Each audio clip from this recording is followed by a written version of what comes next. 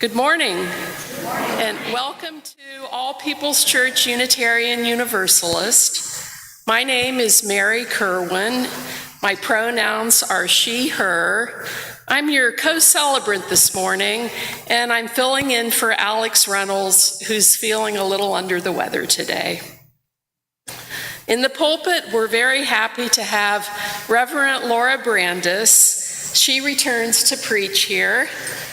Laura's pronouns are she, her, and she is a Unitarian Universalist community minister. Laura provides preaching to mostly local congregations, and she serves as an on-call hospital chaplain. She is also a certified spiritual director, and 2 days a week, she and her husband Frank take care of twin grandchildren, Rose and James. Laura has previously served congregations in Utah, Idaho, California, and Texas. We're especially pleased to welcome those who are visiting today. If you haven't yet done so, please sign in at the visitors table, which is located by the front door. You can be placed on our mailing list to receive our weekly email and our monthly newsletter. After the service is over, all are invited to stay and join us for coffee and conversation. Additionally, today is our fall congregational meeting after our service. I think we'll be reconvening here at 1 o'clock in the sanctuary for that important meeting. And please settle comfortably now for our musical prelude.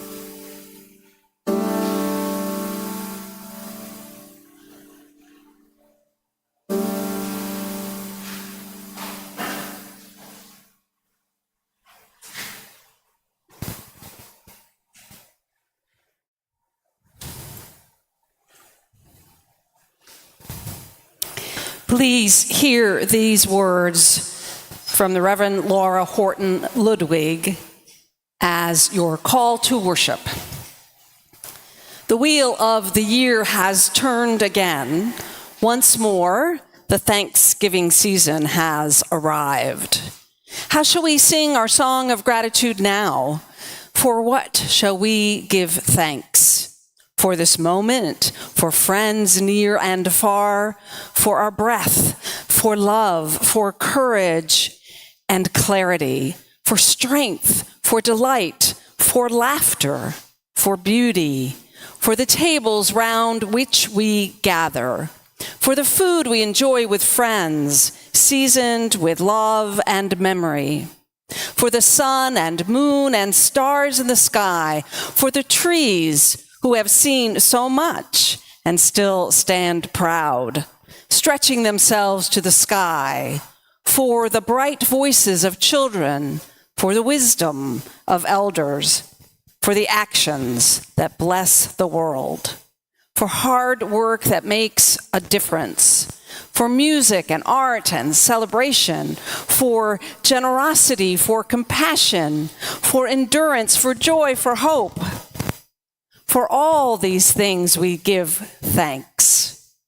Come, let us worship together. We now invite you to rise in body or spirit for the chalice lighting, opening hymn, and our spoken affirmation.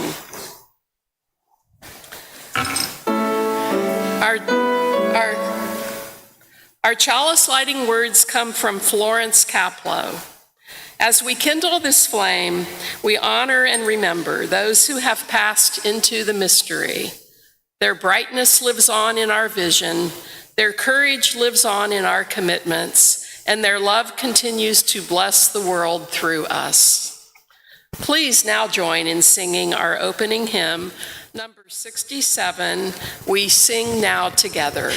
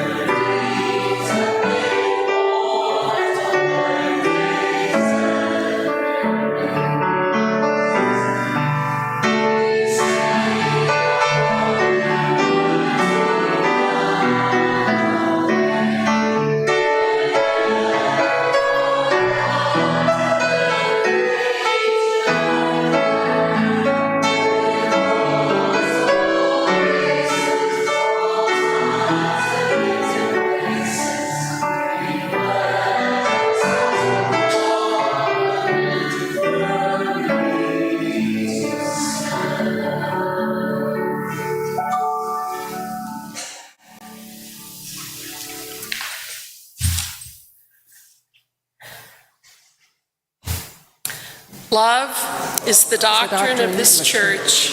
The quest for truth is our sacrament, and service is our prayer. To dwell together in peace, to seek knowledge in freedom, to serve others in community, to the end that all souls shall grow into harmony with creation.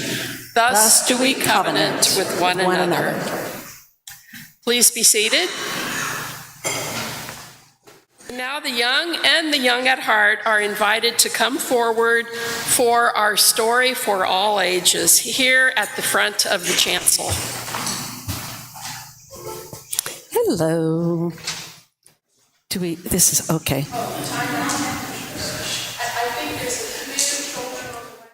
Oh, okay. I can wait. Hi.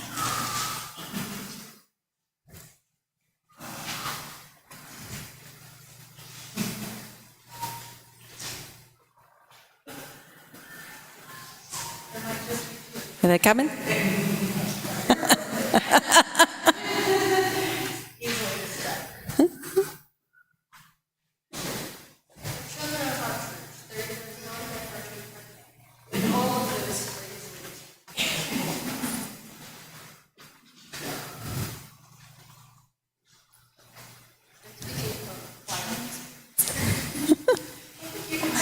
You want me to go ahead and start? Okay. It's one of those stories where you could jump in wherever and you would get it. So this is called The Best Meal, and it's adapted by a couple of Unitarian Universalist educators based on a story in Tales for the Seventh Day, a collection of Sabbath stories by Nina Jaffe. Once, there was a great chef who was famous throughout the land. She was so good, she taught other people how to cook, and their food was almost as tasty as hers. Just for fun, she would throw fancy dinner parties once a month. Everyone wanted to be invited to these dinners. For these dinners, she would instruct the student chefs to cook new and extravagant dishes. The dinner guests, in awe of the chef's skills, would spend the dinner savoring each bite. All you would hear would be quiet little ooh and ah. Because she wanted to always feature new goodies to eat at all her parties, she would travel far and wide all over the land to experience new food. Everywhere she went, the town would honor her. The best cooks would create dishes unique to their region. The great chef tasted them all and requested the recipes of the dishes she liked best. As you can imagine, she ate a lot of good food and knew a great deal about how to prepare the best meals. One evening, while traveling home, the chef stopped at a small country house to ask for directions to a hotel. The family insisted that she spend the night with them. Happily, she was in time for dinner. The mother took a casserole out of the oven. Brother tossed a salad with different vegetables. Sister sliced the bread. "Let me help," said the chef. So she set the table for the four of them. When everyone was seated at the table, the family held hands. The chef felt the young sister's hand slip into hers, and the chef, in turn, reached out for the brother's hand. The mother said, "To have food upon the table," and the children replied, "is a blessing." The mother said, "The sunset and the possibility of another sunrise tomorrow is a blessing," the children replied. "The love of family, the warmth of friendship, and the grace of the Spirit is a blessing," the children and chef replied together. Then they laughed, happy that the chef had joined in their grace. They ate, and during the meal, everyone told stories about their day. The chef could not believe how delicious the food was. She didn't want dinner to end. All things must end, however, and off to bed the children went. "May I have the recipes?" the chef asked the mother, who was flattered that the chef had so enjoyed their simple meal. In the morning, the chef rode on towards home. When she got home, she went straight to the kitchen, gave the young chefs the recipes, and told them to start preparation for a dinner party tomorrow night. Tomorrow came, the guests arrived, and the casserole, salad, and bread were served. The chef took a bite and chewed. Something was wrong. Something was missing. This was not like the meal she had at the farmhouse. She ordered the students to explain what they had done differently, but they promised they had only followed the recipes. So she sent someone to go to the farmhouse to bring the mother to her house. The mother came, and the chef asked her what missing ingredient had she left out of the recipe. "What's missing cannot fit into a recipe," she replied. Did you and your guests make the meal together? Did you hold fast to each other while giving thanks? Did you share your stories during the meal? No, the chef replied. None of that had happened. Then the chef realized that sharing a meal together, what we call breaking bread together, was about more than just eating good food. It was about working together, sharing lives, and sharing laughs. It was about being thankful for the food, not because it was fancy or the best, but because being together to enjoy the food would nourish you, your family, and your friends. After that, the chef decided to give small, intimate dinner parties. She and her guests would work together, and the student chefs, and they would all sit together, give thanks, and enjoy the very best of meals. So we're going to sing. Do you go out when we sing? No, you stay here. Okay, but you're going to go back to your seat when we sing? Yeah, okay. So let's sing.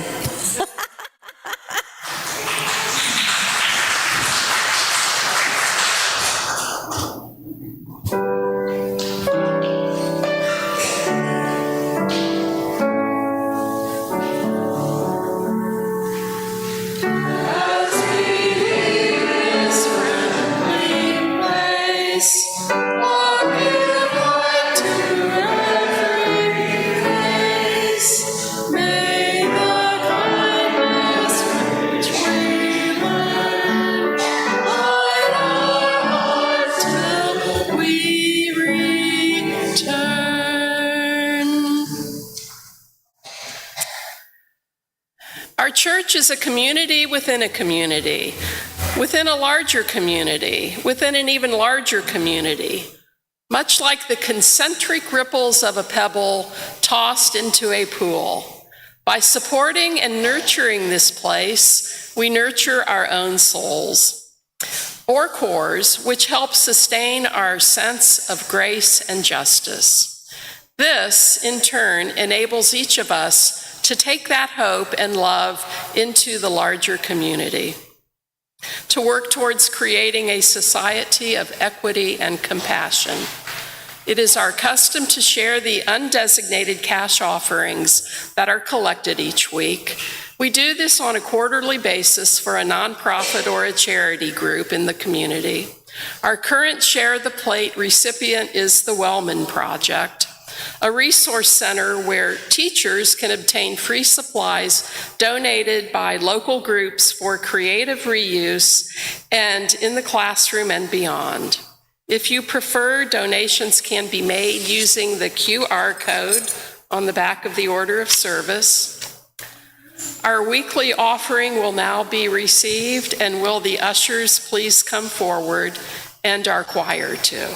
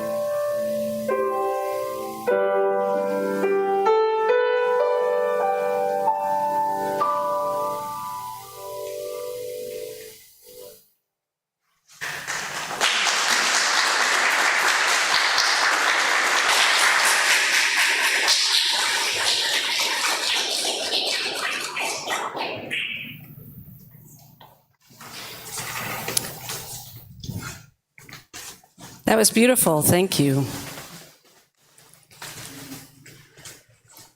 A reading from The Serviceberry, Abundance and Reciprocity in the Natural World by Robin Wall Kimmerer. In a serviceberry economy, I accept the gift from the tree and then spread that gift around with a dish of berries to my neighbor, who makes a pie to share with his friend, who feels so wealthy in food and friendship that he volunteers at the food pantry. You know how it goes. In contrast, if I were to buy a basket of berries in a market economy, the relationship ends with the exchange of money. Once I hand over my credit card, I have no further exchange with the clerk or the store. We're done. I own these berries now and can do with them as I like. The clerk, the corporation, and I, the customer, have a strictly material transaction. There is no making of community, only a trading of commodities. Think of how strange but wonderful it would feel if you met the clerk on the street and they asked for your recipe for serviceberry pie. That would be out of bounds, but if those berries were a gift, you'd probably still be chatting. To name the world as gift is to feel your membership in the web of reciprocity. It makes you happy, and it makes you accountable. Conceiving of something as a gift changes your relationship to it in a profound way, even though the physical makeup of the thing has not changed. A woolly knit hat that you purchase at the store will keep you warm regardless of its origin. But if it was hand knit by your favorite auntie, then you are in relationship to that thing in a very different way. You are responsible for it, and your gratitude has motive force in the world. You're likely to take much better care of the gift hat, than of the commodity hat, because the gift hat is knit of relationships. This is the power of gift thinking. I imagine if we acknowledge that everything we consume is the gift of Mother Earth, we would take better care of what we are given.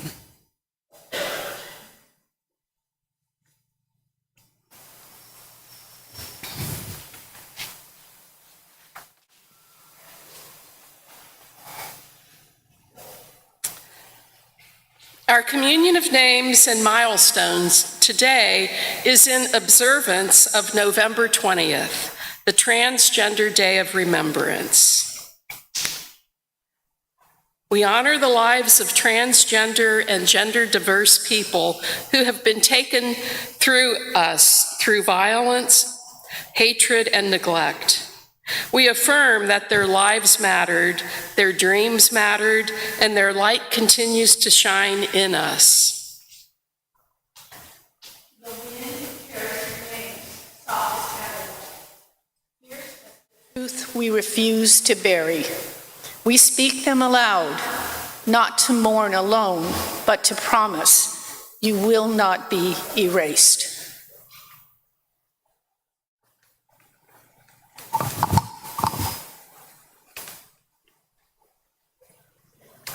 Why we gather. We gather not only to remember, but to resist the silence that violence demands.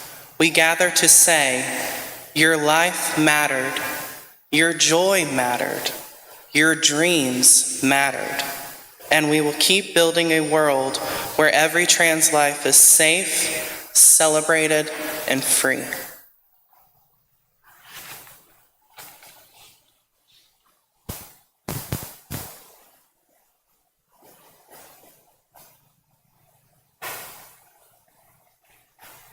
One flame becomes two, two become many, until the night is bright enough to see each other clearly.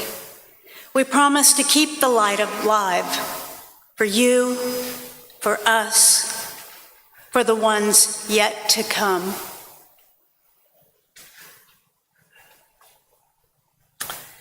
We remember not only those whose names we know, but also those whose stories remain untold. Let us hold silence together as we come forward to light a candle honoring those we have lost and recommitting ourselves to a world where all can live freely and safely. We'll pause for a quiet time while we come forward, if you wish, to light a candle and music with Della.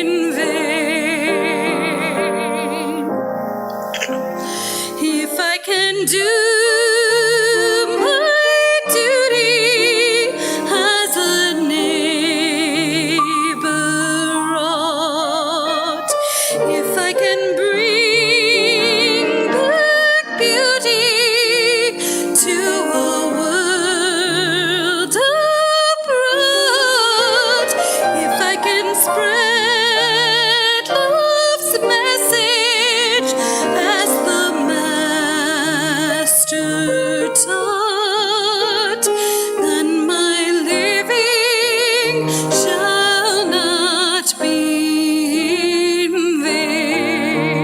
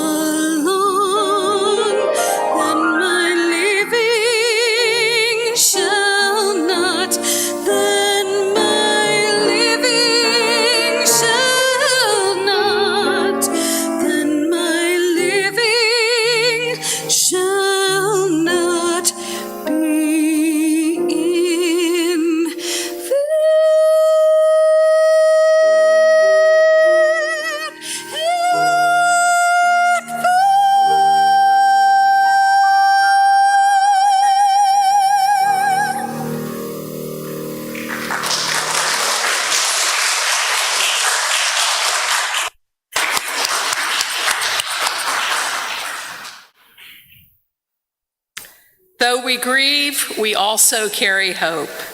May we leave here with renewed courage to speak truth, to act with compassion, and to honor the lives we remember today by living fully and freely ourselves.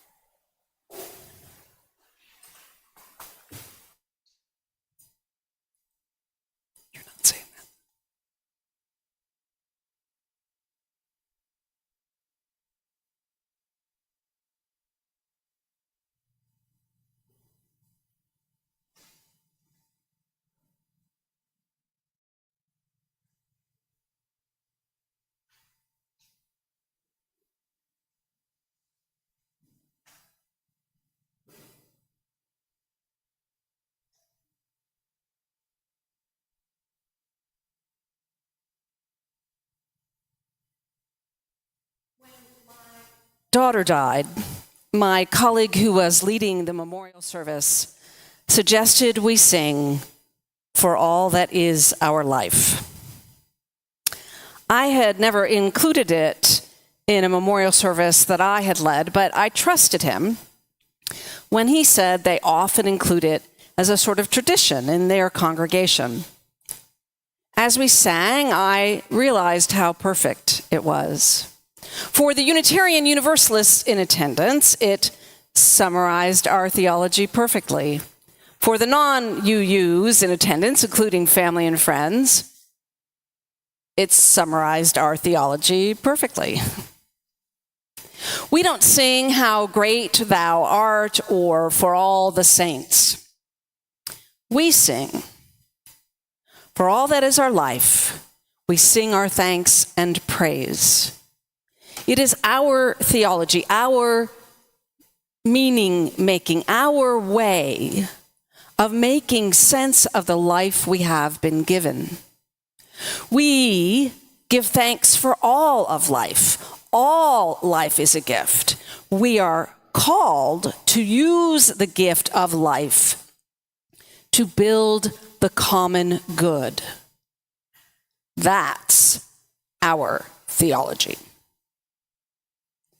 Robin Wall Kimmerer writes, "In a serviceberry economy, I accept the gift from the tree and then spread that gift around with a dish of berries to my neighbor, who makes a pie to share with his friend, who feels so wealthy in food and friendship that he volunteers at the food pantry." You know how it goes. The name serviceberry does not literally mean service, although it turns into a great metaphor for what Kimmerer teaches. It comes from an old version of its rose family name, sorbus, which became sarvis and then service. Robin Wall Kimmerer is a Potawatomi botanist, author, and the director of the Center for Native Peoples and the Environment at the State University of New York College of Environmental Science and Forestry. In Potawatomi, the serviceberry is called bozakmin, meaning the best of berries. Min is the root word for berry. Kimmerer says that word is a revelation because it is also the root word for gift. Kimmerer tells the story of childhood summers spent canoe camping in the Adirondack Mountains of upstate New York. Each morning began with her father pouring out the first of the offering of coffee to the ground. "Here's to the gods of Tahuos," he said, using the Algonquin name for Mount Marcy, the highest peak in the Adirondacks. It was a simple ceremony, but one that came to have meaning for her.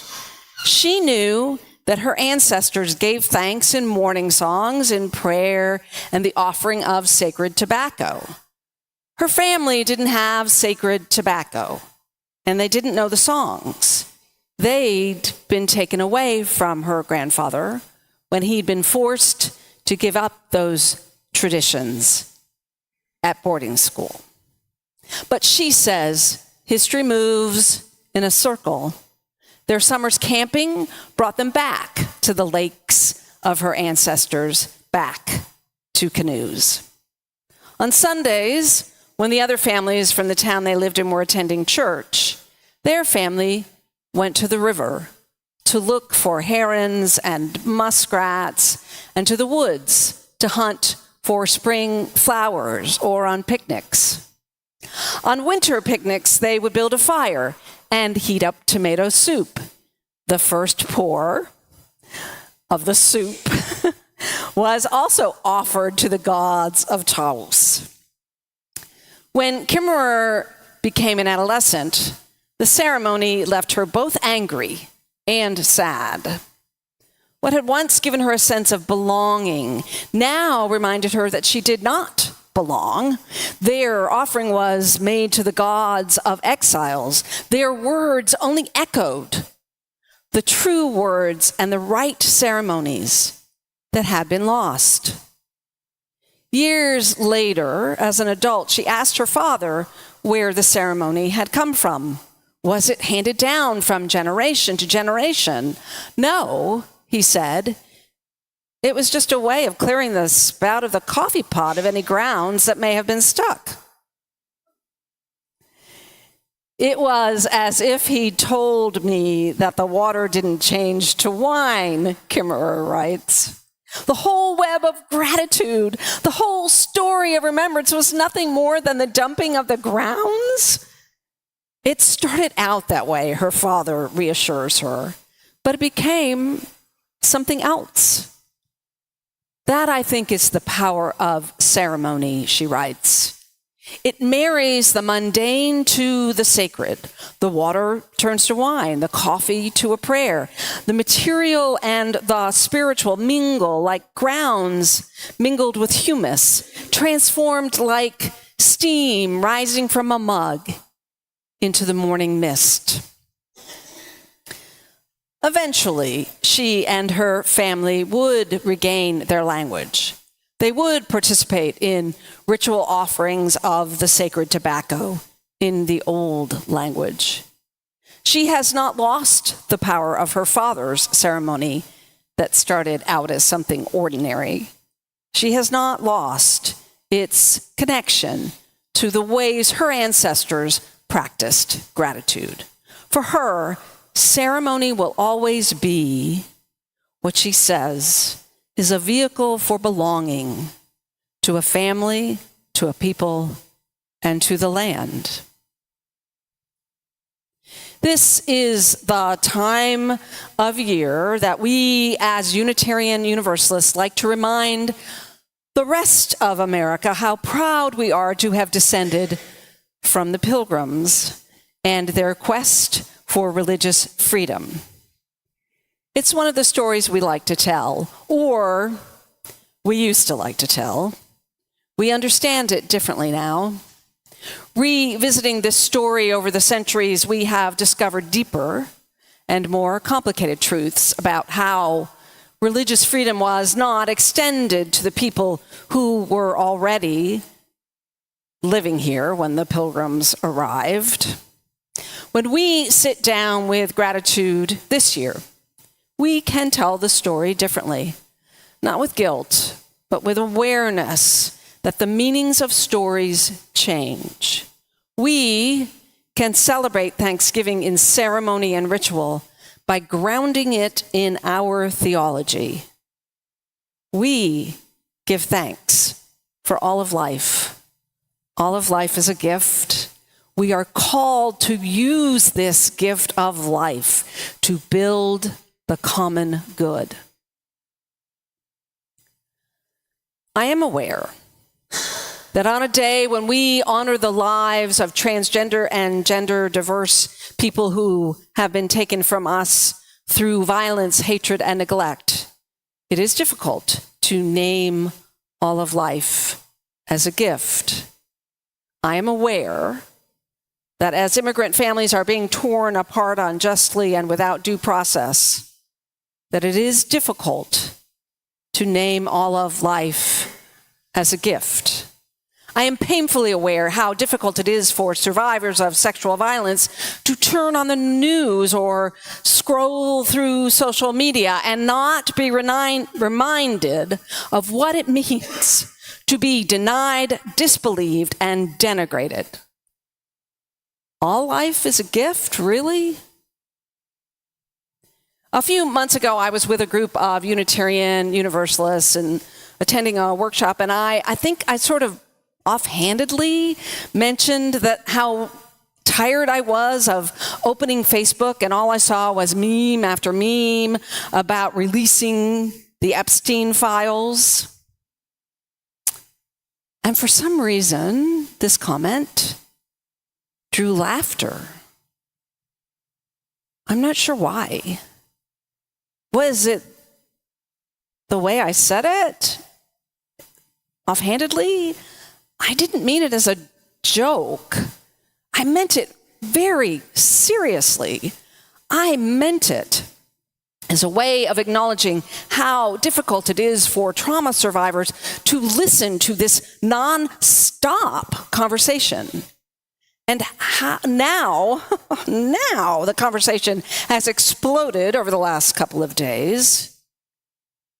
It's just one part of the larger noise that is life in this country, life in this world. I have compassion for people who are just now waking up to a reality that includes the messy stories, the oppression, the genocide, and yes, the reality of rape culture. This waking up is necessary to heal ourselves and the planet. Yes, all life is a gift, all of it. Once we accept the gift, not just the pretty parts, not just the stories as told by those who want to maintain power.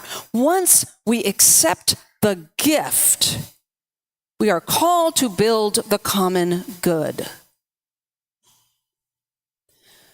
Robin Wall Kimmerer also tells a story from linguist Daniel Everett that he observed when he spent time with a hunter-gatherer community in the Brazilian rainforest. He tells how a hunter brought home a fairly large kill, too much for just his family to eat. Everett asks the hunter how he would store what he did not use. The community was aware of smoking and drying technologies. Even so, the hunter didn't understand the question.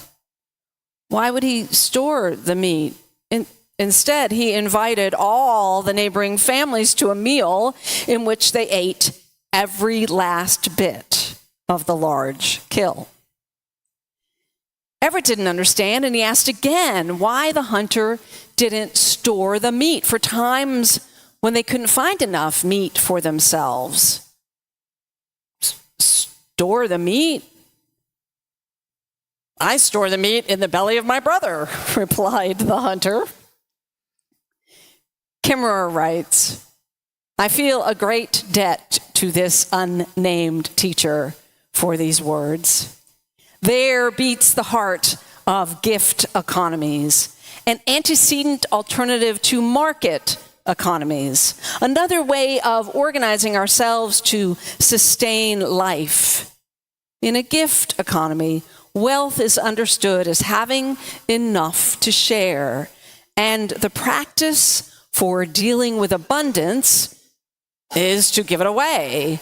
The currency in a gift economy is relationship, which is expressed as gratitude, as interdependence, and the ongoing cycles of reciprocity.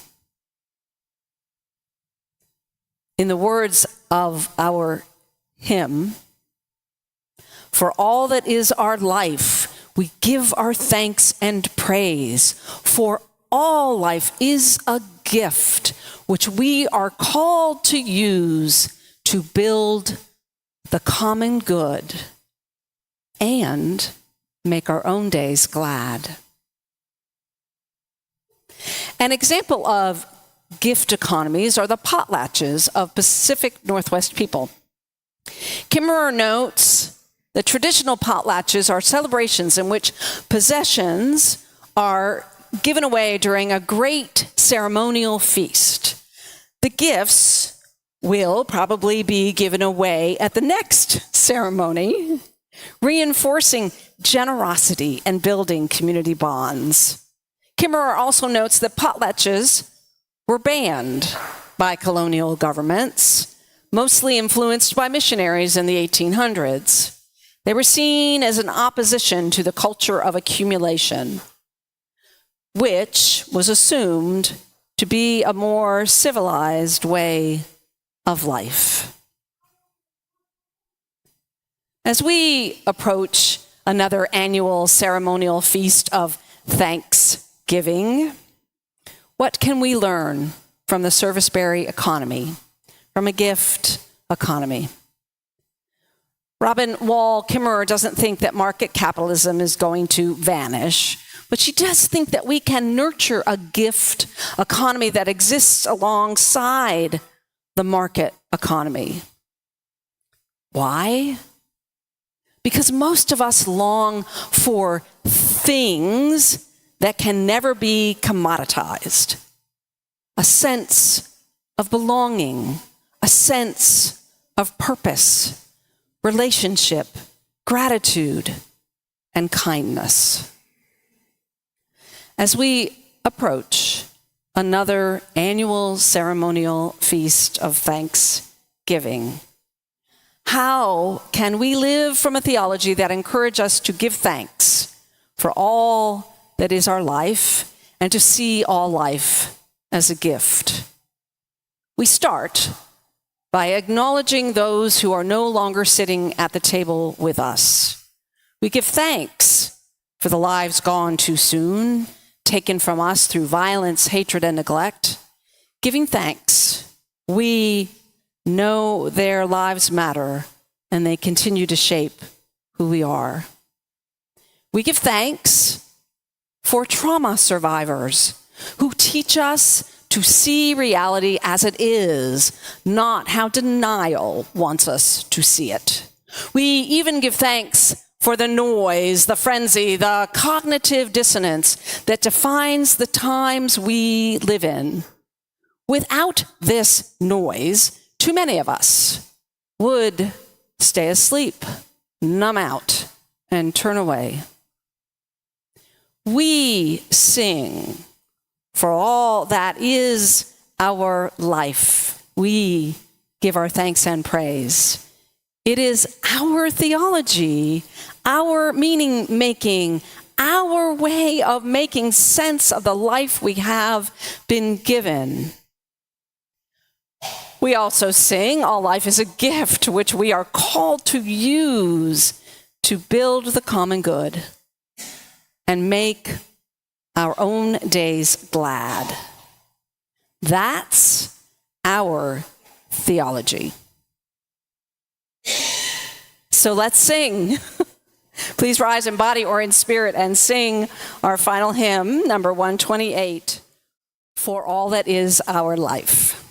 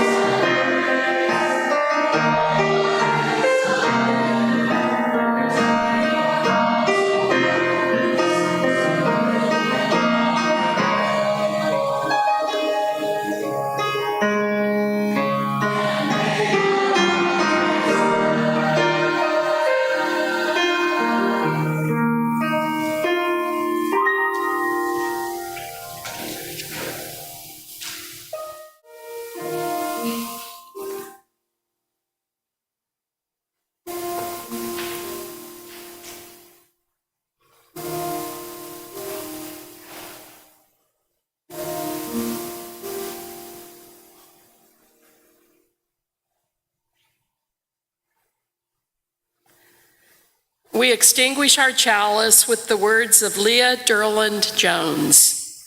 For those who came before us, we offer gratitude and thanks.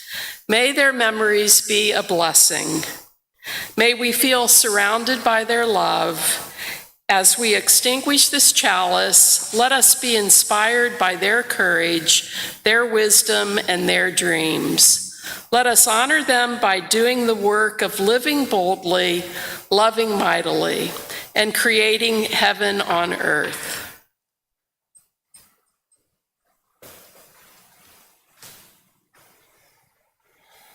Please remember that you are invited to join everyone for coffee and conversation in the library, which is behind the sanctuary, especially if you're visiting today. It's a great way to get to know people. As you leave this place, give thanks. Sing your thanks and praise for all that is your life, all of it. Giving thanks, we know that this is our way of building the common good. Blessed be, and amen.